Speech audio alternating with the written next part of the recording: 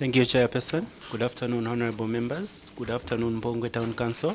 Good afternoon, our permanent witnesses. My name is Innocent Mwemba from the Office of the Clerk.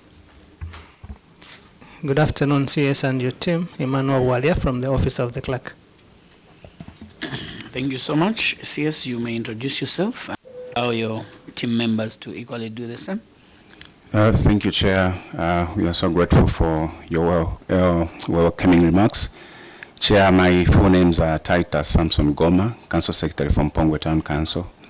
And now I'm accompanied by my colleagues who I'll call upon through you, Chair, to introduce themselves. Yes, let them go ahead. Good afternoon, Chair. My names are Wilson Sakala, Council Treasurer. Good afternoon, Chair. My names are Lungu Richard. I'm Director of Works. Good afternoon, Chair. My name is Joelwe Jaliolola, Internal Auditor. Thank you. Good afternoon, Chair. Good afternoon, honorable members. My names are Collins Monga, the Deputy Council Secretary, Mpongwe Town Council. Good afternoon, Chair. My name is Chwoni Violet Banda, Procurement Officer, Mpongwe Town Council. Thank you. Honorable members. Thank you, Chair, and good afternoon, Mpongwe, and welcome to your committee. I'm Honorable Dr. Aaron Mwanza, Area Member of Parliament for Kaumbwe constituency in Petoge District of the Eastern Province. Thank you. Afternoon, Chair. Afternoon, our permanent witnesses. Good afternoon, Mpongwe. Afternoon, our viewers and the listeners out there. This is Luhamba Mwene, Member of Parliament for Mangango Consensus in Kaoma District, Western Province. Mpongwe, you are welcome to your committee. Thank you very much, Chair. And Mpongwe, you are most welcome to your committee. I'm Honorable Smumba Lucas, Member of Parliament for Nakonde. Thank you very much. Thank you so much, Vice Chair.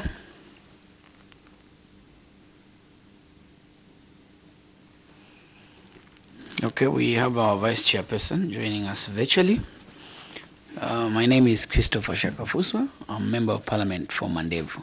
I'm privileged to chair this meeting today, as the chair and other members are equally attending another meeting in the next room. So just to give you assurance that as you assist us today in these deliberations, we want to confer upon you Cap 12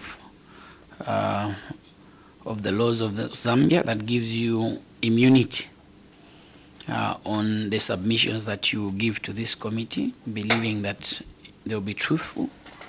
However, should you willfully and deliberately mislead the committee, the same Cap 12 can be used against you. So this entails that whatever you submit cannot be used against you outside Parliament or indeed any other court. So we're very hopeful that you will not deliberately mislead this committee. And having said that, I'll invite you, Town Clerk, to make your submission. Thank you, Chair. We'll go to page 2. First, query. Cause of query. Management wishes to acknowledge the findings of the auditor, and the query was caused by lack of banking facilities from the revenue collection point. Action taken. Management has since started depositing revenue collected using Zanaco revenue agents, which are now available in the district. You see Appendix 1. Item 2, or query 2, Chair. Irregular withdrawal of cash. Cause of query. Management wishes to acknowledge the findings of the auditor. This was due to inadequate banking facilities in the district. Action taken. Management has since started paying all allowances direct into the beneficiary's account through online online platforms, internet banking. Sample of online payments are attached. See Appendix 2. Remedial measure, management will continue paying allowances into beneficiaries' account. Part B, appendices. Cause of query. Unspent funds. Management wishes to acknowledge the auditor's findings of unspent fund amounting to 19,704,488, which was as a result of the following reasons listed below. Delayed publication of CDF guideline, prolonged and centralized approval process, length procurement process, delay in signing of service level agreement between government and financial institutions. Variances. Management wishes to acknowledge the auditor's observation. The variances were caused by uncollected rates of 8,045,257 from various council revenue sources. Action taken. Fees and charges. Council planned to collect 7,644,252 from fees and charges, but only managed to collect 3,585,766, resulting into a variance of 53%. The adverse variance is attributed to the fact that the council had planned to offload some plots for sale, except that plots were only advertised in the last quarter of 2022. Hence, our clients or people who were offered plots only started paying in December and early 2023. Licenses. The council planned to collect 175,800, but only managed to collect 40,560. Council has since updated its database. Levies. Council planned to collect 3,534,276 from levies, but only managed to collect 925,541, resulting in an adverse variance of 74%. The variance is due to low farm harvest from the farmers. Permits. The council planned to collect 405,100 from levies, but only managed to collect 282,68 kwacha, resulting to a variance of 123,32 kwacha, representing 70% collection efficiency. Constituency Development Fund, CDF. The council planned to receive 25,739,900, but only received 23,739,911.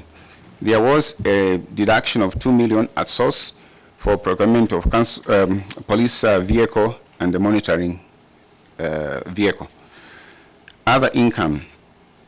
The council planned to collect 500 from other income, but only managed to collect 266,780. The variance was as a result of our main ablution block not being in operation because it was being rehabilitated by the local authority. Other grants. The council planned to collect 300,000 from other grants, but received 465,000.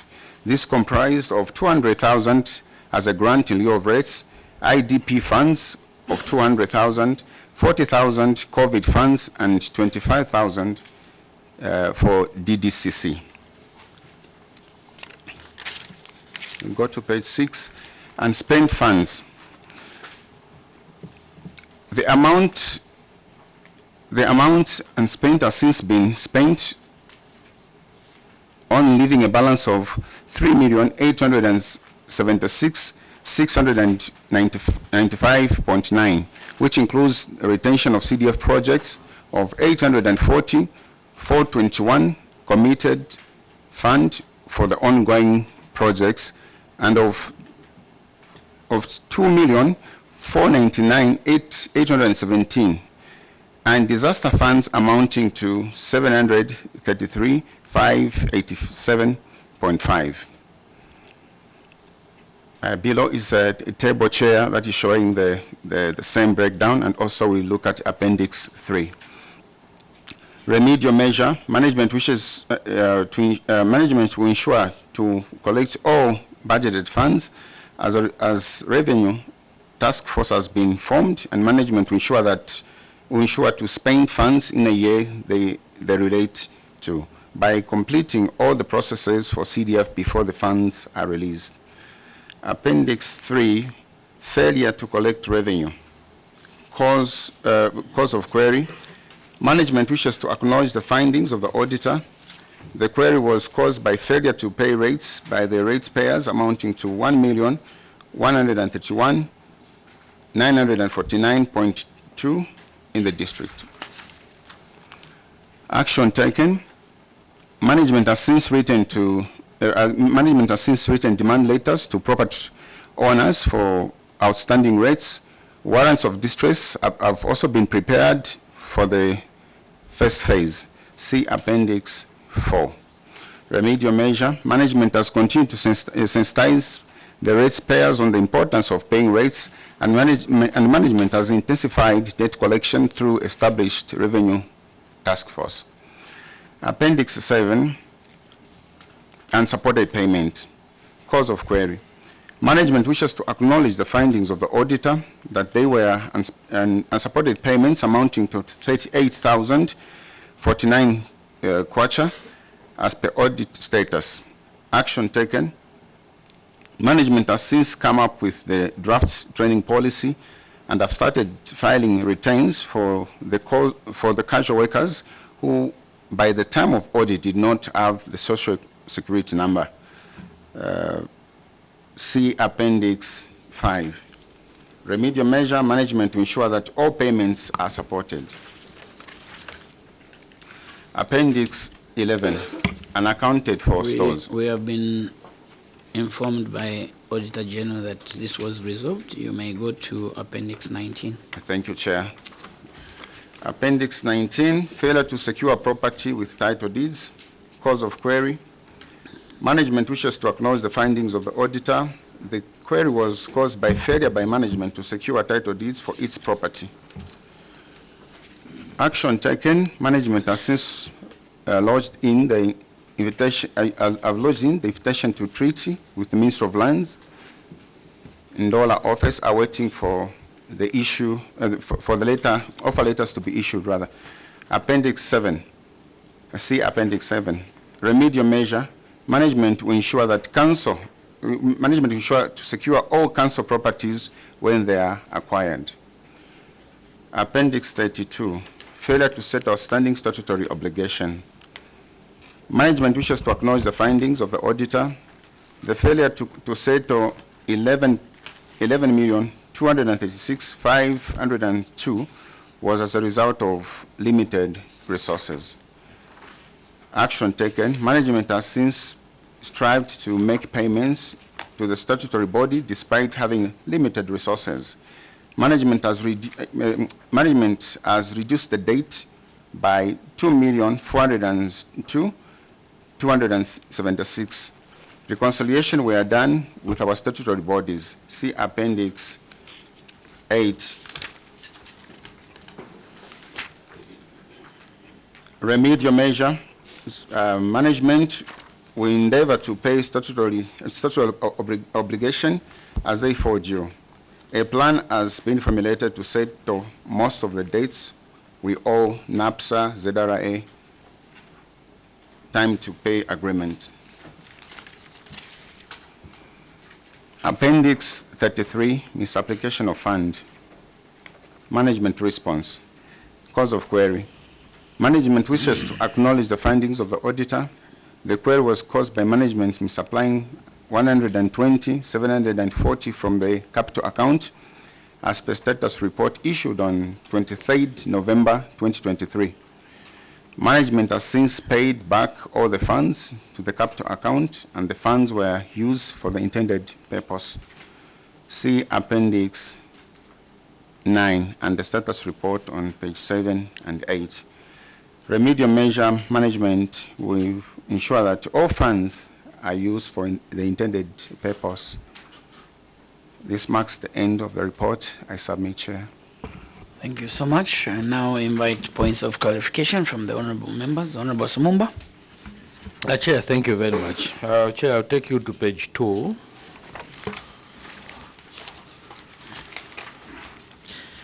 I think we can do, there is trade banking of 21,408, and also, Chair, there is irregular withdrawal. So I'll start with irregular withdrawals.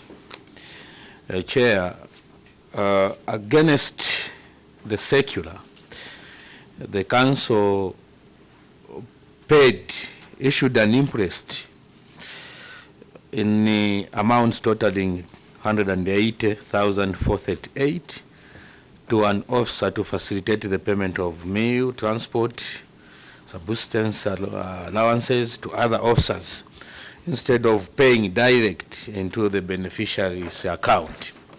Chair, I'm concerned because when you look at the management response, they are saying the management wishes to acknowledge the findings of the auditor, and this was due to inadequate banking facility in the district. Chair, without an apology, the council is just saying because there was no any banking facility, that's why we didn't follow the circular, which to me I feel is not in the right place.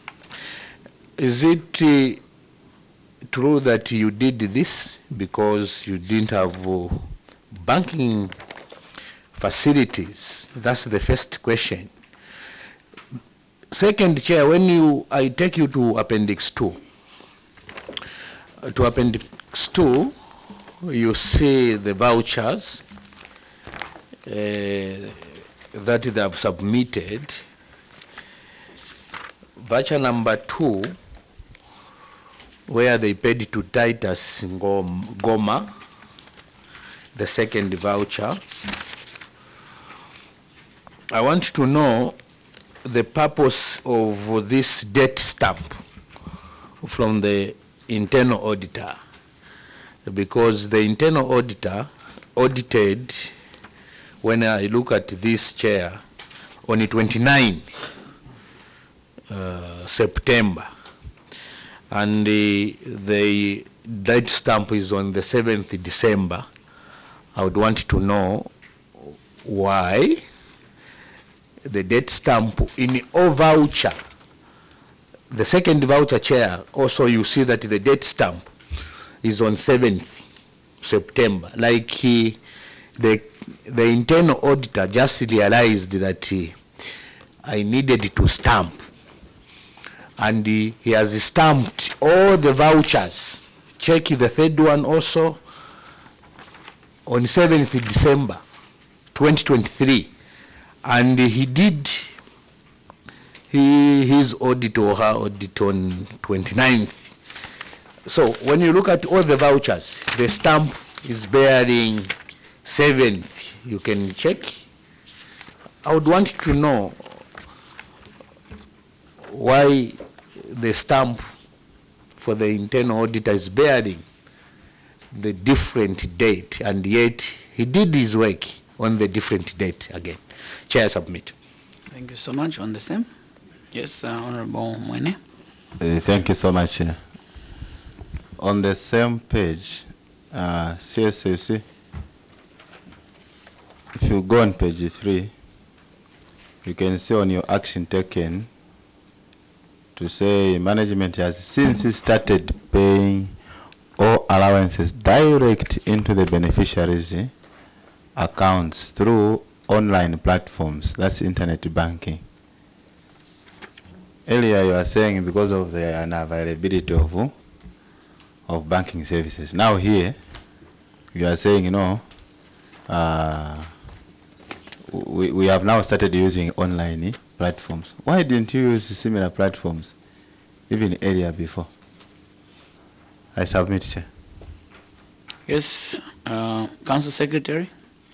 Yes, thank you, Chair. I will tackle the first question, then my colleagues will handle the second. Chair, yes, regrettably, if we had followed the statutory instrument, I think this query would have been avoided, yes. What we meant, in Mpongo, we only have NATSEV, even at that time.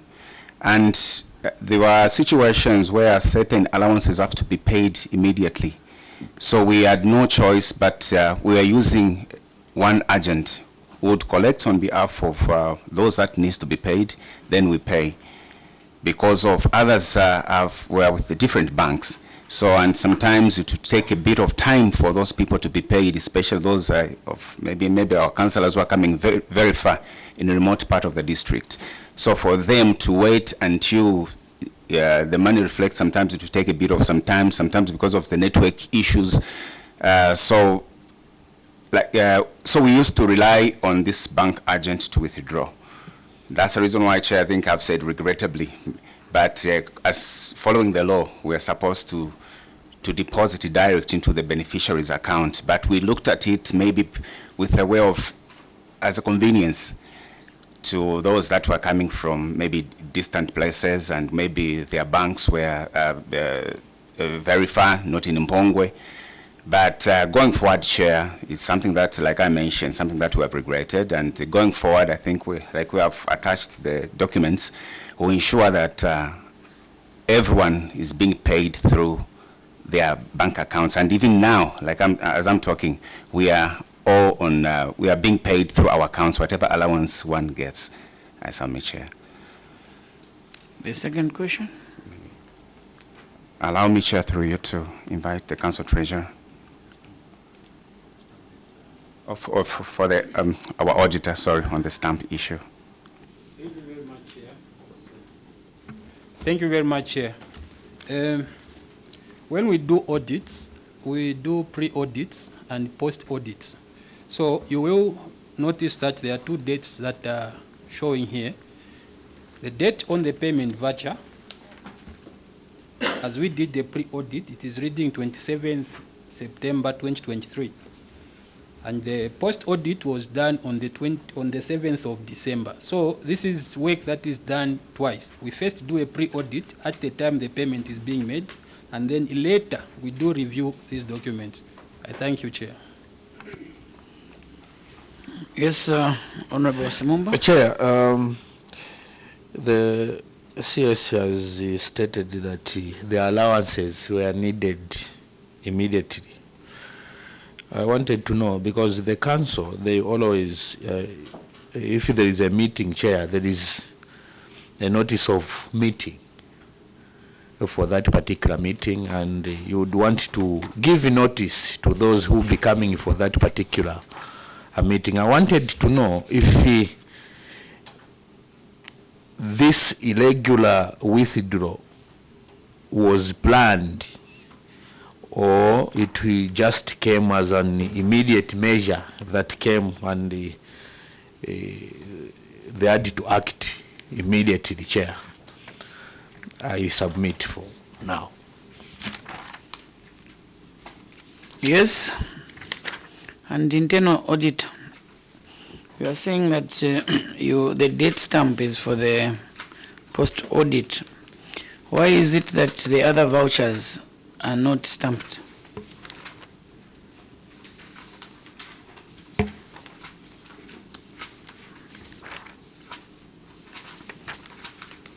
Yes. Yes, thank you, Chair. Yes, the Honourable Member is very right that these meetings are planned. We have the civic calendar. But there are certain meetings that are called maybe abruptly. And normally sometimes you find that maybe a meeting is called, we cannot withdraw maybe a colossal sum of money 3 days before. And our banking facilities were banking with Zanaco. So sometimes we normally do it the very day that we're having a meeting, maybe in the morning we go and withdraw. So sometimes it's really difficult to withdraw cash and keep it, because we don't have that facility that where we can store this money. So sometimes some of these things are done abruptly. Certain meetings are called abruptly, so we cannot run away from that, Chair. So. Which one is your bank? You earlier submitted that you're with NatSave, and now you're saying Zanaco.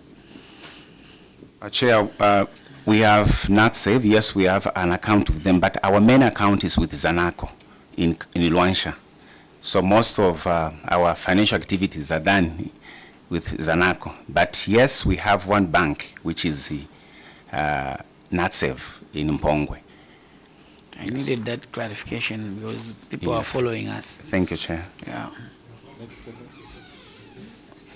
Yes, on the date stamp, I noticed that some vouchers are post audited and others are not. Why is that so? But bearing the same date. Thank you very much. Thank you, Chair. I think on this one, I'm sure it must have happened the time we were doing when we were doing a post audit. There might have been maybe something that we were not satisfied with as audit, and hence sent it back so that it is attended to. It's regrettable that, Chair, it was not stamped after being cleared, but that is what I strongly suspect happened. Permanent witness, I'll come to you. Thank you, Chair. I'm getting the submission from internal audit, but the way pre-audit is done is that at the time that you are doing pre-audit, you put your name and also you put the stamp at pre-audit. At post-audit, you don't put any stamp. You just close the voucher that you have audited it. So there is no way we should have two date stamps. If that is the way they were oriented, then it means that the Ministry of Finance, together with the local government, they need to sit down and ensure that they are properly oriented, because we cannot have two dates on the payment voucher. Thank you. Thank you so much. I'm sure the Ministry has taken note. Yes, Honorable Mwene. Yes, yeah. Just on the same, before I come to my substantive question, I think the auditor is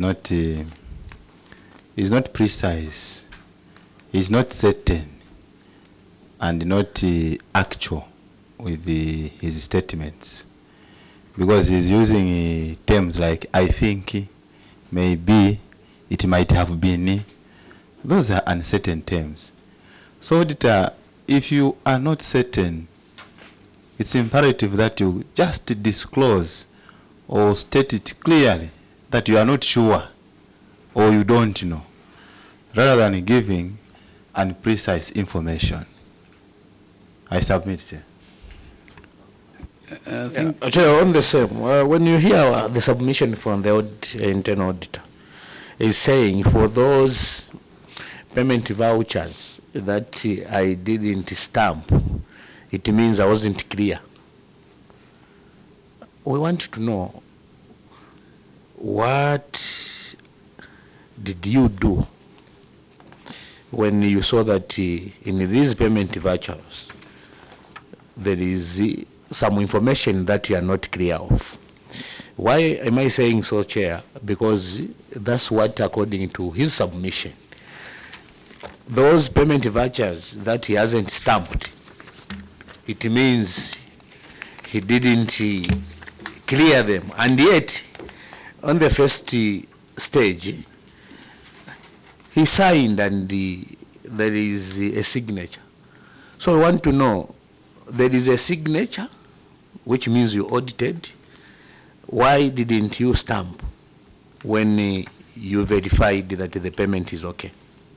Chair, I submit. Internal auditor. Thank you very much, Chair. As I earlier stated, I said it is regrettable that we did not stamp, but we did. Oh, thank you.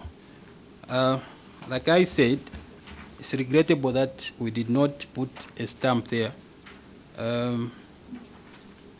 The thing that happened is that we did verify it, and if you check the voucher, except when you photocopy, red pens do not show. If you closely look at the payment voucher, you'll find that there is a name there and there's a mark of a cross that is showing there. Unfortunately, red ink cannot Internal auditor, I'll take you back to Cap 12. Do not mislead this committee. You said there is no stamp because you did not clear, because there were some pending issues, and you've made us now to start going through your records. So hence the question. Perhaps we can go to payment voucher 08107.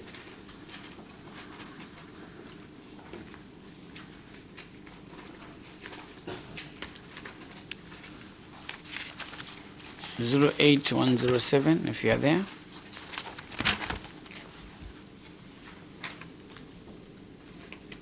Malama, you are there? So I can see you cleared this voucher. Did you post audit this voucher? Chair, going by the guidance that was given, I'm not sure that I cleared it, but I think I cleared it. Who received the money down there? Denton Malama. Is the information there and the signature for Denton that they received the money? The information on the payment voucher. Let's read what is on the payment voucher. You are internal auditor. Don't use what is in your head. Let's look at the document. Yes, sir. Is there any name of a recipient down there? The name is not here. Usually what happens is this. When cash is withdrawn to make a payment, there's sometimes a separate acquittal sheet that is used. That is where a number of those that have been paid from that transaction do sign. So it's not always that they'll sign on the voucher. The way the system is done at our council, there is a provision where... Chair, we are not going to educate us about that system. Yes. We are asking based on the documents that you've provided in evidence to this query in this committee. Thank you said you don't stamp because you have issues, and this is why we're asking you. So why didn't you stamp this copy? Chair, I must apologize that it was not stamped. Submit. Honorable Simumba, Honorable Mwene, Honorable Dr. Chair, Manza. as you have guided, it's not a committee where switch off your mic, internal auditor. One witness chair should come and lectures. We are just following what they have submitted, and our interrogation is based on the documents. If you say you don't think you cleared, Chair, we are getting worried because the internal auditor is the goalkeeper, and if the goalkeeper doesn't know how many goals he has saved, then we need to be worried. The reason why, Chair, I'm getting worried is there is the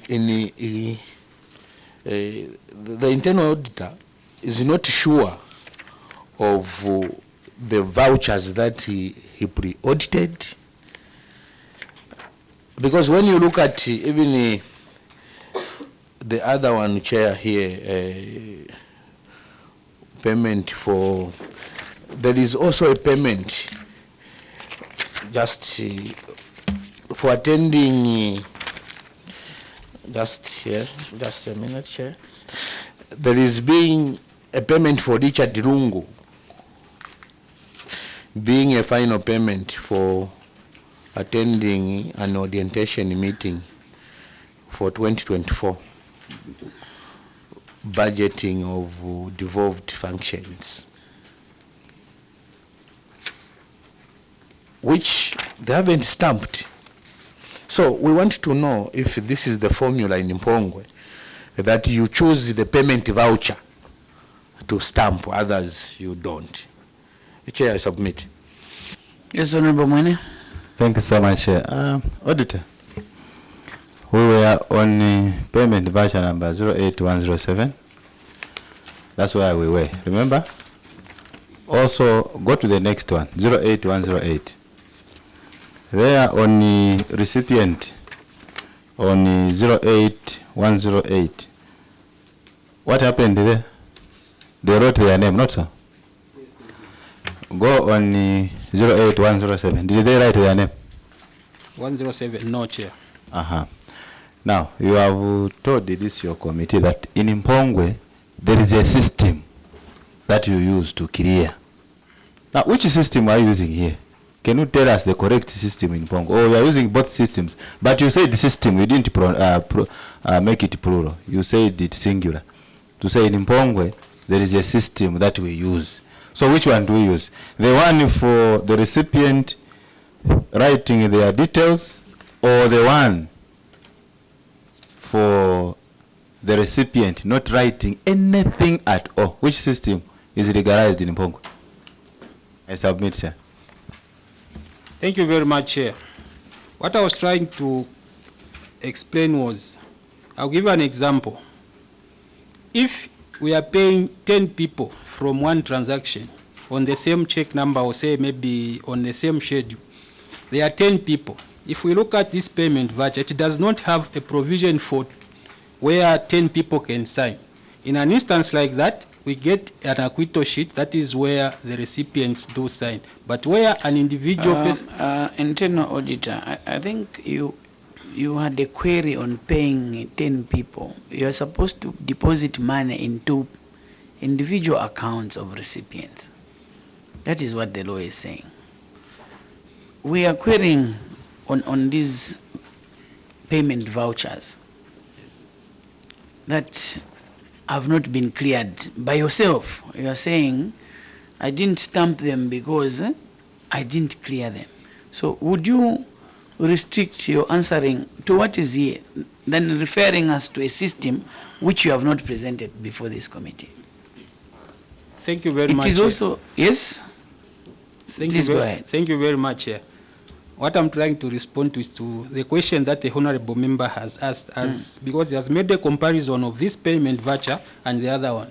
So what I'm trying to say, Chair, is there are times when you are paying, say, 10 people.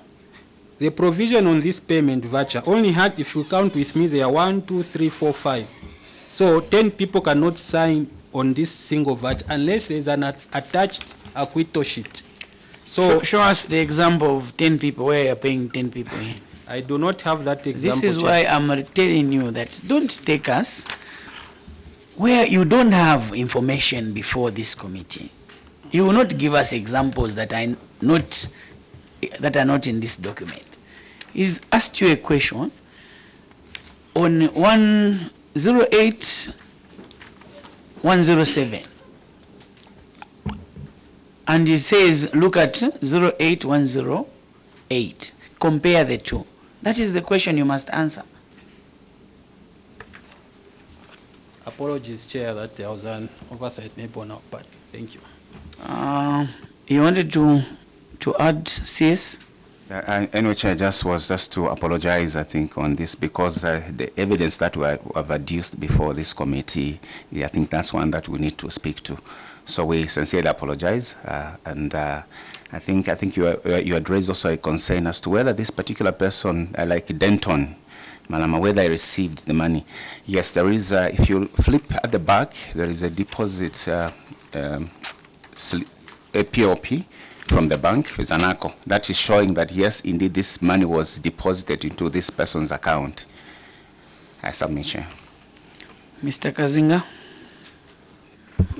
Thank you, Chair. Just to put context, because these sessions are live and we have to give a technical position to our auditor, even in a situation that, say, Danton Malama was drawing the money to pay 10 or so, it is required by procedure that Danton Malama should have signed receiving this money.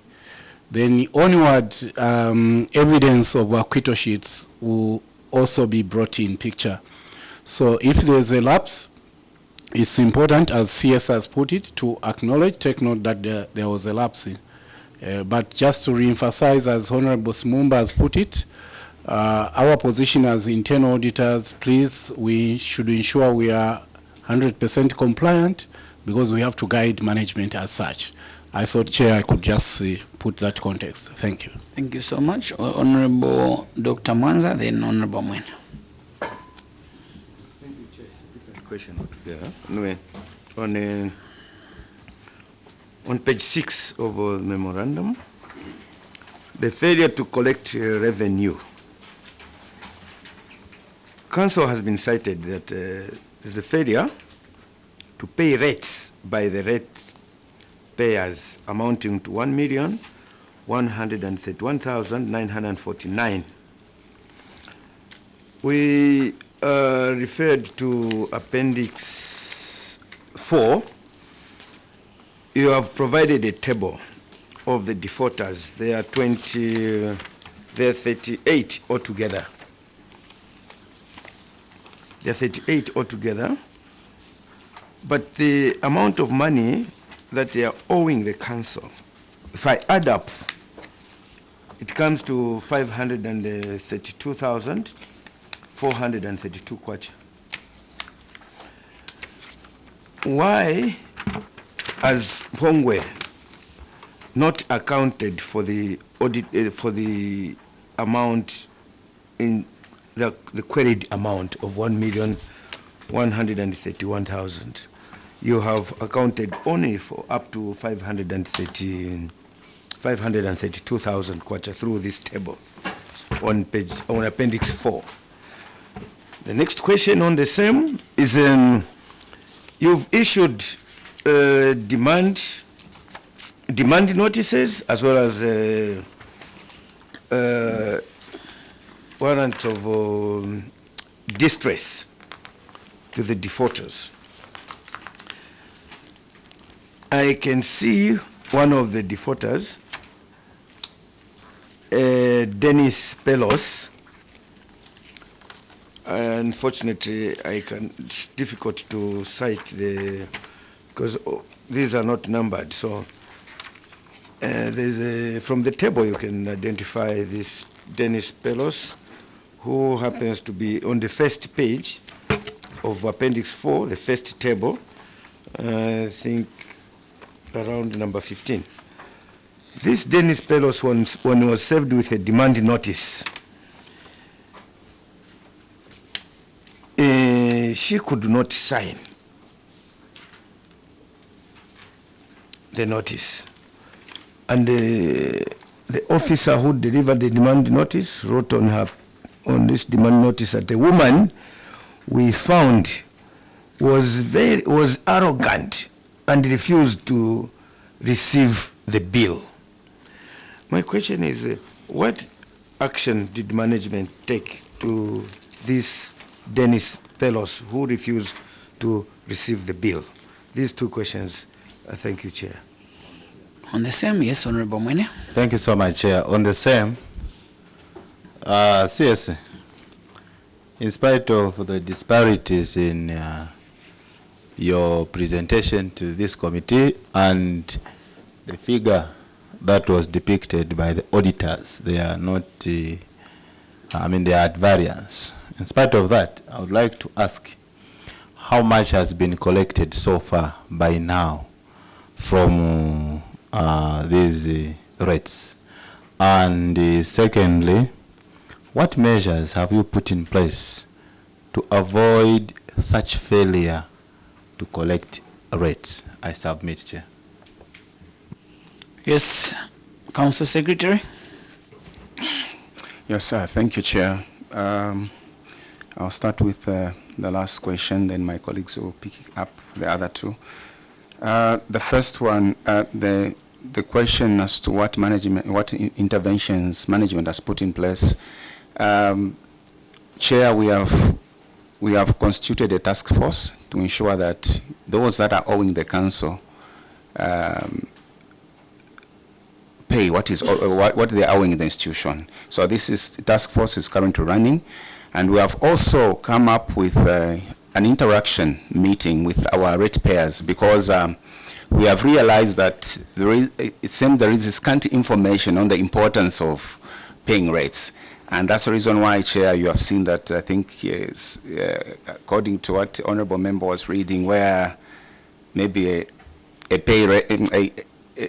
ratepayer becomes arrogant, and sometimes you find that most of them, they're not signed because others, they feel, maybe they don't understand maybe the importance. But we thought we should call for a meeting where we have that interface with them and explain the importance of paying rates. I think we feel as management that will help us, because I know that we may go the route of, yes, issuing even distress of a warrant, and maybe their properties are confiscated. But at the end of the day, if we do not remedy the issue of information sharing or the information gap, so to speak, I think we'll still continue having these challenges. So that's the reason why, as management, our intervention is let's have an interface with our people and see how best we can resolve this matter. On the issue of the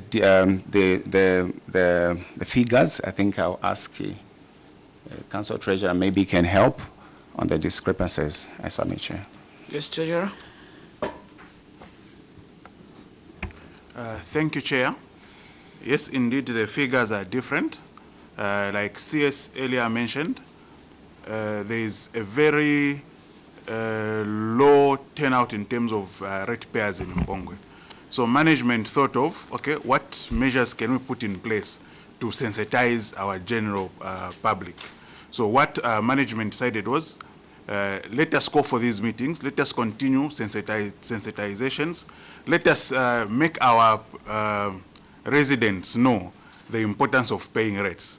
Like CS earlier mentioned that the first option, or what the law requires, is when a warrant of distress is issued, the court bailiff should come in and collect and sell the properties, and the money which is owed to the council should be given. But management sat down and thought, okay, the first step we need to do is let us re-sensitize, re-engage our ratepayers. Then we can continue with this process. I submit, Chair. The question is, you have accounted for 500 and the query is 1.1. Help us reconcile what happens to the other figures. You've only captured ratepayers amounting to 500. What is the story about the 600 plus? The ones that owe 600. I think this is the question from the Honorable Member. How do we reconcile? Thank you, Chair. The Honorable Member is very correct. Like I earlier stated, management thought of first we re-engage our general community. Yes, the first set of demand notices and warrant of distresses have been prepared, waiting to be delivered to the court bailiffs. But like the CS earlier mentioned, we thought that first we should sit down with them and re-educate our general population. Then we can continue issuing out the demand notices. I submit, Chair. Thank you, Chair. I think the Council are not answering the question for the Honorable Member for Kaumbwe correctly. The question is, according to the auditor's findings, the amount that has not been paid is about 1,131,949.20 ngwe. But according to your report that you have given, you have submitted only for about 500,000. And hence the question to say, why didn't you also indicate for the balance? Because the figure you are giving, now those are your own figures now. But the figure in the auditor's report are the ones you are supposed to answer to. The question is about why the difference. Have these others paid? That's why I've asked in the next question, how much has been paid so far as we speak? And what is the balance? Are you trying to tell me or to tell your committee to say this is the answer or what? So please, can you answer to the query for the Honorable Member for Kaumbwe to say, why have you only showed for the list for about 500? Why haven't you showed for the others? Why have you left out the others? Why are they not shown? That even these are also defaulters that have not paid. And then you come to the question I asked now to say how much has been paid so far now to the council. I submit, Chair. Council Treasurer. I thank you, Chair. Chair, the figures which have been provided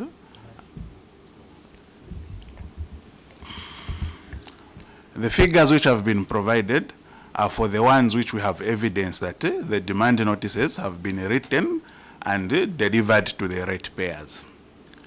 I think from the statement which CS read said the first phase. So this was the first phase, the phase 1 approach. Then for the balance, we intended to write the warrants of distress after we have resolved with these, the first stage, Chair.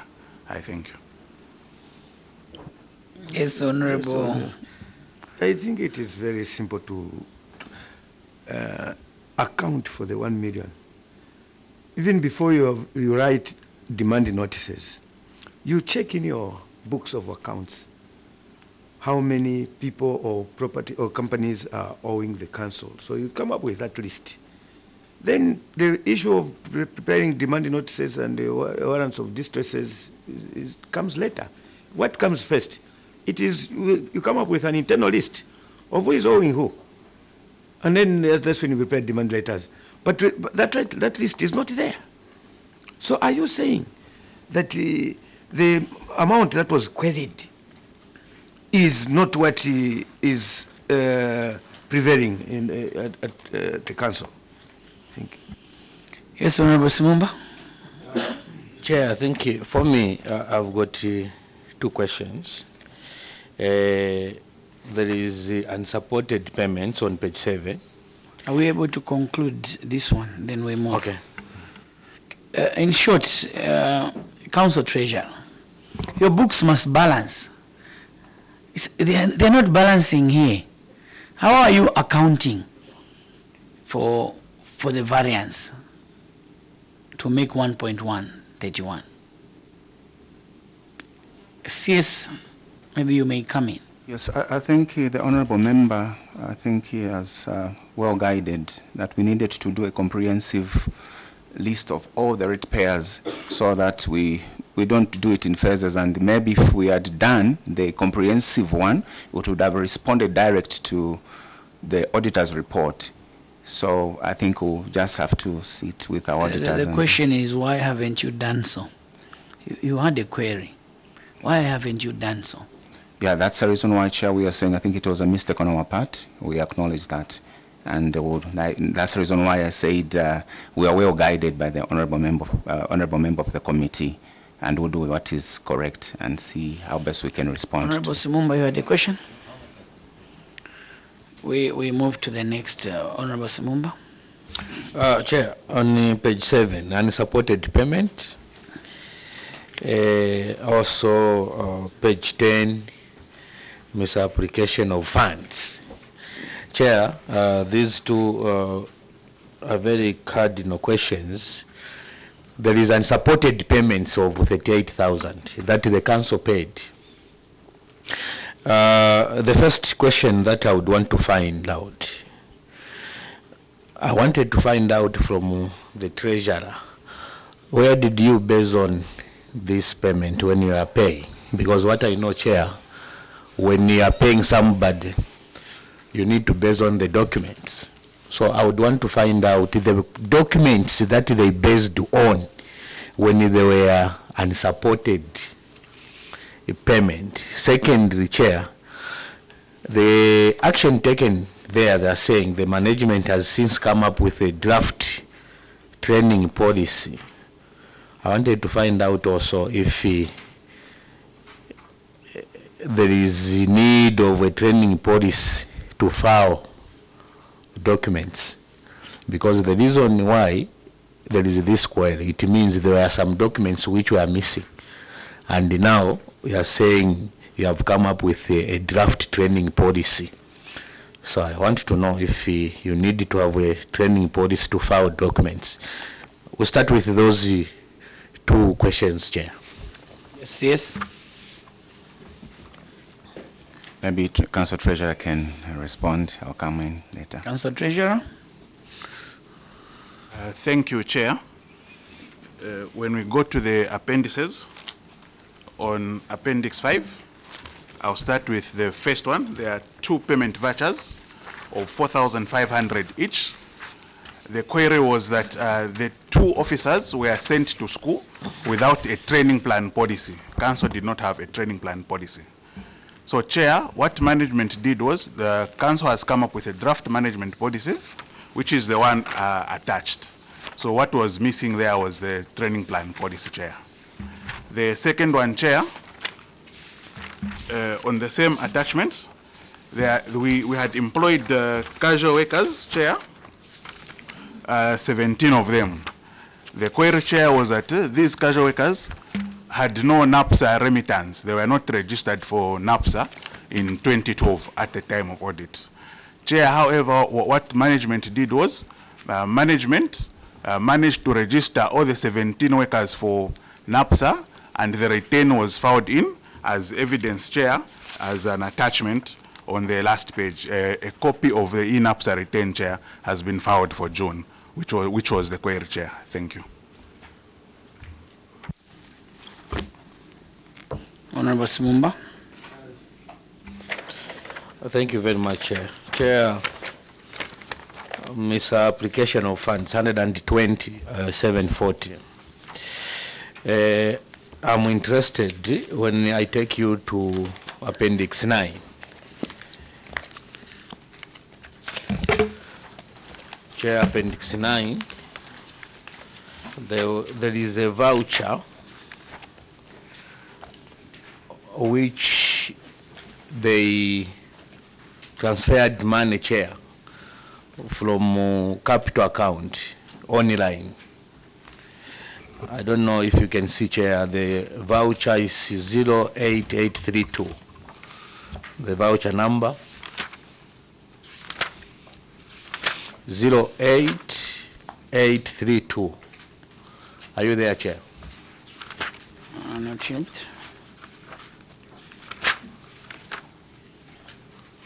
Zero 8832, yes. Are you there, Chair? Yes. Chair, I don't know if this is the formula in Mpongwe. Check when the approval, Chair, was done on 15 February. And the internal auditor audited on 16th. I want to find out if this is the profession where you approve before being audited. Maybe we can learn from our council. Yes. I'll invite the auditor maybe to shed more light.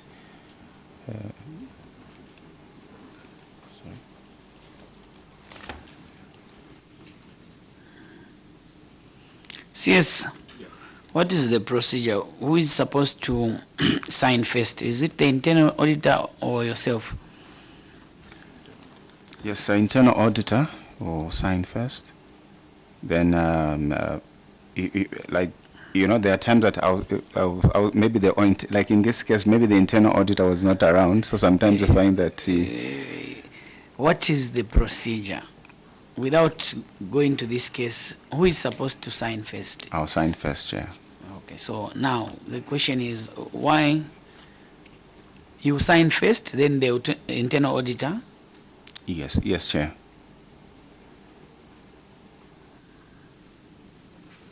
Okay. Yes, permanent witness.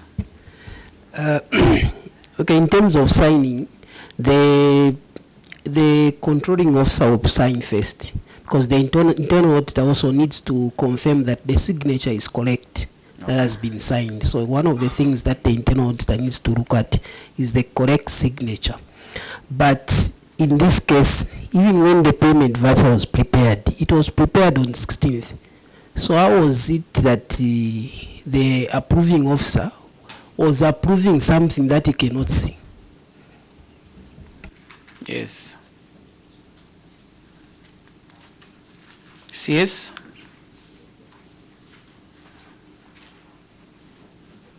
Look at the date there. Payment voucher just below on the left. It's dated 16th and you signed on the 15th. Voucher number 08832.